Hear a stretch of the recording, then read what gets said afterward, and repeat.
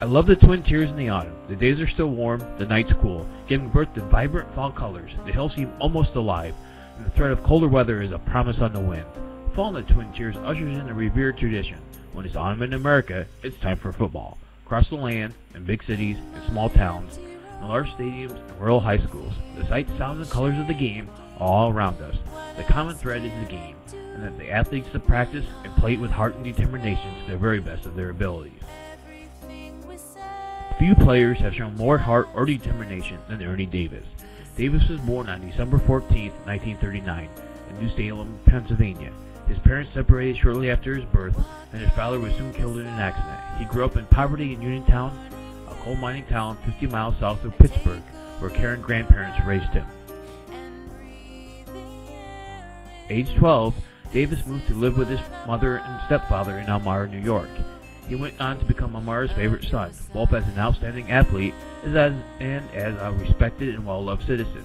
Ernie's talent bloomed, and the honors came early and often. He led Elmira Free Academy to a 52-game winning streak in basketball, and as a Syracuse sophomore, helped the Orangemen gain their only national football championship. As a senior in 1961, he became the first African-American athlete to win the Heisman Trophy. It was the number 1 pick in the 1962 NFL Draft, and then suddenly, he was gone. He was diagnosed with leukemia the summer before his rookie season. He never played in the NFL, but succumbed to the disease less than a year later. Though Ernie never played a game for the Cleveland Browns, they retired his number, 45, only in practice. Davis was easily recognized as a great athlete, but his high school coach, Marty Harrigan, summed up what many felt for Ernie Davis when he said, "Everyone knows Ernie's athletic greatness, but few realized what a great human he was. His concern for his fellow man and his affection for children was sincere." I think that is what moved me the most when I read The Express, the Ernie Davis story by Robert C. Gallagher. There are lots of talented professional athletes today, and most of them are more than willing to inform you just how gifted they are. But the media exposure never changed him. Ernie was the same kid at the end as he was at the start, said Jim Flynn, his high school basketball coach. Ernie believed he was fortunate to be so gifted and never took his ability for granted. He worked hard both on the field and in the classroom. Ernie was always the first one on the practice field and the last to leave. Many athletes assured of a college scholarship would have coasted in class, but Ernie worked hard when it wasn't popular to get good grades. The teachers loved him. He would never excuse himself from work and say he had too many outside activities.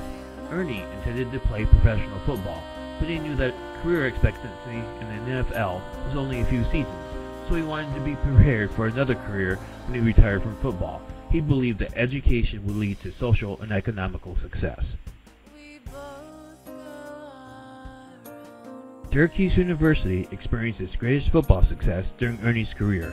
The Orangemen became the national champions and winners of the Cotton Bowl. 4 days before the game, Ernie pulled a hamstring while practicing place kicks.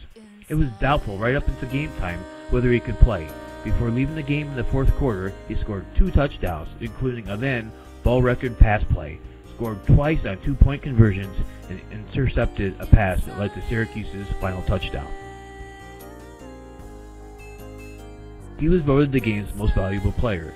Davis was to have received his MVP award at the awards banquet that night, but when bowl officials said that only white players were invited to the dinner and that Davis would have to leave after picking up his trophy, the Syracuse team refused to attend. It was Ernie's performance against the University of Pittsburgh that same year which inspired the nickname the Elmira Express. Elmira Star-Gazette sports writer Al Millett coined the phrase. Penn State coach Joe Paterno had this to say about Ernie Davis. "He's the kind of runner you hate to coach against. You can't instruct a boy to tackle a man if he can't catch him." It was December 1961 when Ernie won the Heisman Trophy. Winning the Heisman is a significant accomplishment regardless of the year or player, but it was a significant racial breakthrough at a time when segregation was just beginning to become a social issue. Today, black players often win the award, and it might be hard for his contemporaries to appreciate his achievement. When he was in New York to receive the Heisman, Davis was treated with media coverage usually reserved for national heroes. President John Kennedy was in the city at the time and asked to see Ernie, a visit that thrilled him. Imagine, Davis said, a president wanted to shake hands with me. Ernie was the number 1 pick for the 1962 National Football League draft following his senior year. The Washington Redskins had the initial selection, but soon traded him to the Cleveland Browns, who signed him to a 3-year, no-cut, no-trade, $65,000 contract with a $15,000 signing bonus, a new record for a rookie. Next summer, while training for the upcoming All-Star game, Ernie awoke with a swelling in his neck. A trainer sent him to the hospital, and doctors soon discovered the leukemia. At the time, Ernie and the public were told only that he had a blood disorder. He wasn't told it was leukemia until October, after he had been in and out of the hospital. Either you fight or you give up, Davis said, and remembering how he felt when he was told the news. The disease went into remission, and Davis kept planning on pro football. He practiced with the Browns. Coach Paul Brown, heeding the advice of medical people who warned him of the risk, did not play Davis. The next spring, Davis noticed more swelling and entered the hospital again. 2 days later, on May 18th, he died in his sleep. In Elmira, more than 10,000 citizens passed the neighborhood house on May 21st, where Ernie lay in state. Flags in the city were flown at half-mast. He was buried in Woodland Cemetery, also the burial place of Mark Twain.